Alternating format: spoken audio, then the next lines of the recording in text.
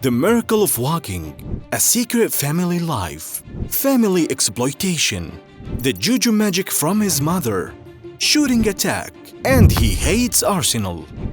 A thrilling life for the Togolese star.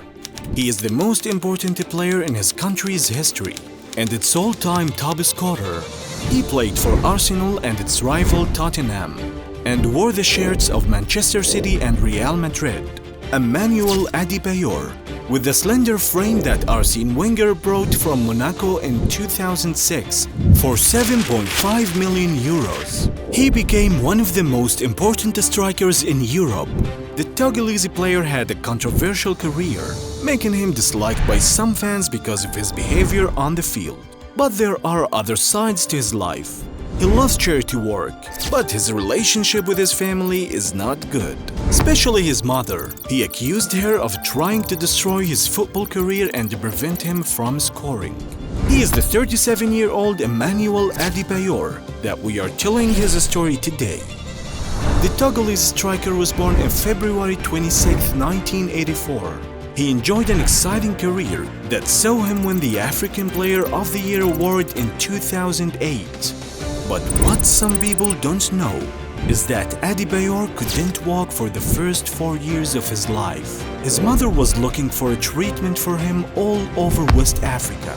Adebayor spoke about a miracle that happened to him and changed his life's path. He said, "I was lying in the church and around 9 or 10 o'clock on Sunday morning, I was watching children playing outside. Suddenly, someone kicked a ball into the church, and the first person to run and stand up was me, because I wanted to get that ball. And that day, I realized that God wanted me to be a football player." The Togolese star family life is marked by great secrecy in terms of his wife and children, as he is married to Charity Adebayor, and no one knows much about her. He had a daughter, Kendra. She was born in June 2010, and he only appears with his wife and family at major events in Europe. In 2015, Adebayor posted on Facebook a lengthy post detailing his conflict with his family.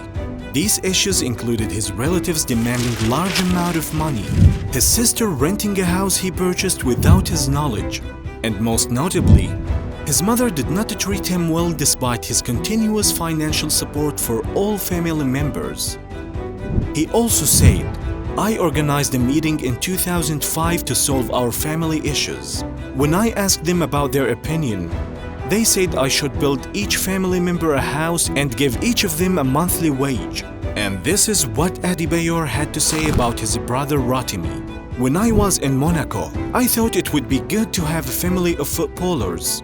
So I made sure my brother Rotimi gets into a football academy in France. Within a few months, out of 27 players, he stole 21 phones." Adebayor emphasized that the message was not intended to expose his family, but a message to African families to benefit from his experience. Perhaps the most famous story that has been circulated by the British media is when Adebayor came out to denounce his mother and accuse her of practicing juju magic to prevent him from scoring. The British newspaper The Sun published what the player said when he openly blamed his mother for not scoring in 12 games with Tottenham. This prompted his brother Kola to respond in 2015, saying Emmanuel has been brainwashed by some scammers. One of the people told him that our mother was behind his inability to score goals. He added, Adebayor was not playing regularly at the time, let alone scoring goals. He was busy talking about these fictional stories instead of fighting to regain his level. In 2008, he won the African Player of the Year award, and he accompanied his mother to the awards ceremony. With this award, Adebayor became the first Togolese player to receive it. One of the worst memories in Adebayor's life was in January 2010, when the Togolese national team bus was hit by gunfire on its way to the Africa Cup of Nations in Angola. The player was among the participants in the tournament, as he was photographed crying moments after his team survived the horrific gang attack. The attack killed the driver and one of the team members, and seriously injured 6 others.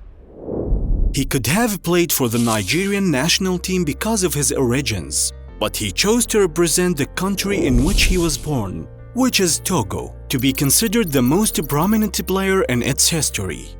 His most important appearance was by qualifying for the African Cup of Nations in 2006 after scoring 11 goals in the qualifiers, which was the highest record at the time. The matter did not stop there, as the player helped his country advance to the World Cup in the same year, but the team was eliminated from the group stage after failing to defeat South Korea, Switzerland, and France. Adebayor says his hatred for Arsenal comes from a dispute with former coach Arsene Wenger and has explained this more than once. The Togolese striker left the Gunners in 2009 and was one of the first stars in Manchester City's boom. And at that time, he received a salary of £150,000 per week. Some fans accused the player of leaving the club for the money, but Adebayor came out to defend himself, attacking Wenger.